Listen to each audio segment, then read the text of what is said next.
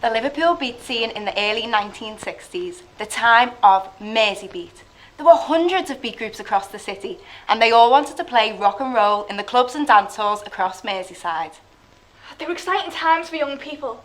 Teenagers wanted a different life, a different world from their parents' generation. They were fed up of the 1950s. Clubs offered rock and roll dances and all-nighters. Places like the Cavern. I was one of many young musicians, dreaming of a rock and roll life. I wanted to play all my favourites as a drummer. Elvis, Chuck Berry, Little Richard. First, with my own band, the Blackjacks. And then, with a group called the Beatles.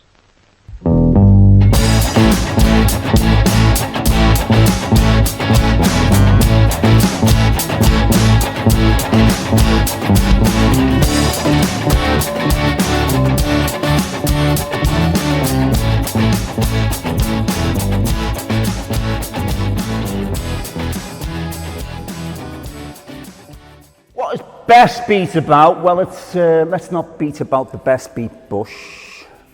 Well, for me, BestBeat is a play with original songs in it, and it's about Pete Best, who was the original drummer with the Beatles, 1962. It's set in Liverpool, obviously, in that time. The great time of BestBeat, there's lots of bands coming forward. I think everyone knows the story really about Pete and what happened to him. So I just thought, as a writer, it was an interesting story, and I'm a songwriter as well, so why not try and put two and two together and come up with 7.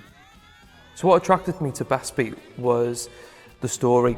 The story of Pete Best is something I've been aware of for a long time, but I never knew the ins and outs, the details or the reasons why he was kicked out the Beatles, even though to this very day it's still unknown. And I researched more into it in preparation for my audition piece. I think the story is so fascinating, and it's incredible how relevant the story still is today and how much of an impact this has made on people's lives. People still talk about it today. Pat's role in BestBeat is the best friends of Kathy, and she's also a symbol really of the girls of the 60s era who were following the BestBeat groups around places like the Cavern. Kathy is, in the play, Pete Best's girlfriend and in real life now wife. She's just a sort of normal girl from Liverpool, you know, likes to go to the clubs with her friends, sneak out at lunchtime, go to the Cavern. It's fun. I've had a great time doing it.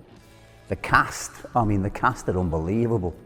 The actors, Craig, obviously musical director. Well, when Frank approached me to help him put BestBeat together, it was just a simple brief, BestBeat. So it was just going back there, and you know, we're both Beatles disciples really, you know, born and bred Scousers. So it was very natural for us to sort of bring that music out, you know. And we just decided, okay, let's go back, have a little look. We wanted to go for that vibe, and we got it. Andrew, Lear and Faye have worked really, really hard, and I think it's really interesting because in the play, like I said, it's not musical theatre, so we don't want perfect vocals, we want a bit of fragility, and that comes out, you know, we get an emotional connection, a bit of an everyman feel, you know, we want the audience to connect with our characters. With the singing, it was more just finding the right key, because obviously you want to be comfortable with what you're singing. I've got a sort of soprano voice, so it came quite naturally finding the correct key. It's just been more about practice and gaining confidence really, and I think we're all getting there. Been absolutely terrifying. I'm not naturally a singer. I haven't had much experience of that, but it's definitely something I wanted to throw myself into and challenge myself with. The actors have been really, really good, getting them together, working with them, going through the characters. They've really grown into the parts. The singing as well. All singing, all dancing show this, you know. Tap dancing on the fridge. It's been really fun. It's been great getting to know everyone. We've really pulled together as a team.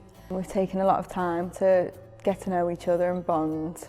Then it's just been really fun getting stuck into the script and the songs and just having fun with it really. It's been very challenging because I've played real people before, but I've played real people who weren't famous, so I had that creative license to kind of make it my own in a way.